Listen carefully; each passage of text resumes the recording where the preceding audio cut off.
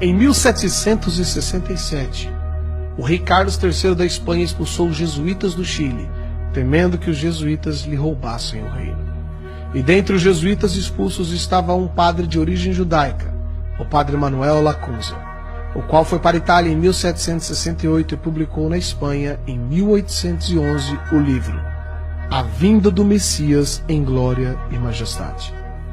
Anos mais tarde, em 1827, o ministro presbiteriano, o escocês Edward Irving, traduziu e publicou as ideias de Lacunza na língua inglesa. Após essa publicação, em 1830, Irving foi expulso do presbitério em Londres, tendo sido acusado de heresia e criando assim uma nova igreja, a Igreja Católica Apostólica Carismática.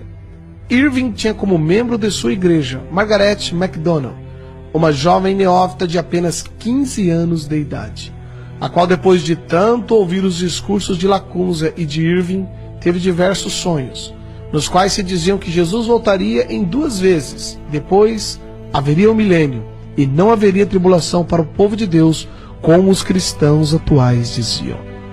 Irving havia se especializado em escatologia, a doutrina dos acontecimentos do fim do mundo, e se julgava conhecedor dos assuntos apocalípticos. Irving então juntou tudo isso e divulgou esses ensinos no jornal O Relógio Matutino. Nessa mesma época apareceu William Miller, fundador das doutrinas adventistas, o qual previu que o retorno de Jesus se daria entre 1843 a 1844. Quando percebeu que Cristo não veio, Miller tratou rapidamente de mudar as suas ideias e as suas datas, e inúmeros seguidores o abandonaram.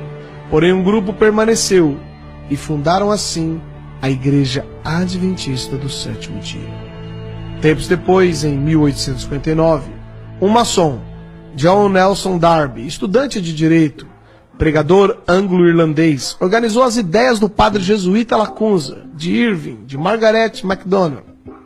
Darby ensinou que a igreja seria arrebatada antes da grande tribulação, que para ele duraria 7 anos. E Darby também reinterpretou a Bíblia, criando as doutrinas dispensacionalistas. Os ensinos de Darby foram amplamente disseminados ao redor do mundo quando um pseudo-advogado maçom norte-americano chamado Cyril Scofield publicou a Bíblia de Estudo Scofield. Segundo relatos da época, Scofield foi um advogado maçom, acusado de corrupção e que se entregou à bebida e, como consequência, separou-se de sua esposa e de seus filhos, abandonando-os. Tempos depois, se tornou membro da Igreja Congregacional e trabalhou com Moody. Scofield divulgou amplamente o sistema teológico, desde Lacunza até Darby, o qual afirmava que o retorno de Jesus Cristo ocorreria antes da grande tribulação, e, portanto, os cristãos não deveriam preocupar-se tanto assim. Após ter sido ordenado, Scofield casou-se novamente e passou a fazer conferências bíblicas e distribuindo na América cursos bíblicos por correspondência. Scofield imitou Charles Taze Russell, o fundador da seita Testemunhas de Jeová, o qual afirmava que Jesus voltaria de modo invisível em 1874, seguido por um outro retorno em 1914. Em 1909, Scofield publicou a primeira edição da Bíblia que leva o seu nome. Ele foi patrocinado por banqueiros que tiveram interesse de que essa nova doutrina fosse divulgada. Entre eles estava Henry Drummond, um rico banqueiro inglês e envolvido com ocultismo e práticas de hipnose. Foram distribuídas nos Estados Unidos gratuitamente milhares de cópias dessa nova Bíblia de estudo, a Bíblia de Estudo Scofield. A partir dessa nova crença, mudou-se a mentalidade dos cristãos americanos e, em seguida, de todo o mundo.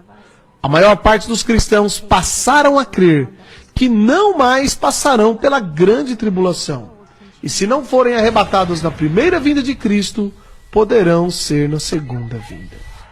Juntando-se a isso, surgiu o escritor de ficção Tim LaHaye, que popularizou através de livros e diversos filmes as ideias da Bíblia de Estudo Scofield.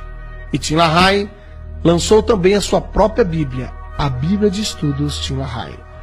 Os filmes de Tim LaHaye são ficção, como ele mesmo diz, e mostram as ideias de Lacunza, de Irving, de Miller, de Darby, de Scofield, os quais afirmam que a vinda de Jesus, isto é, o arrebatamento, não será visível, mas será um rapto, uma espécie de sequestro, e que os cristãos que não forem arrebatados poderão ir na segunda vinda ou nos 1000 anos que seguirão.